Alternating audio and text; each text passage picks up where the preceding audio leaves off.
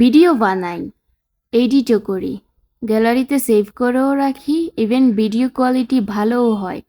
কিন্তু যেইটা করি না সেটা হচ্ছে আপলোড দেই না।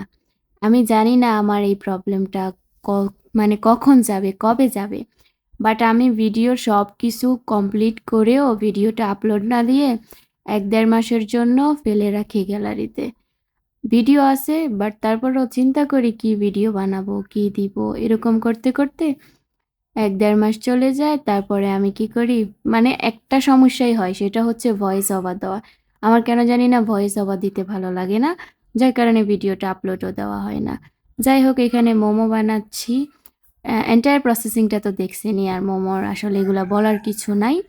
যেমন ভিডিওতে দেখছেন তেমন চাইলে বানায়ে খেতে পারেন।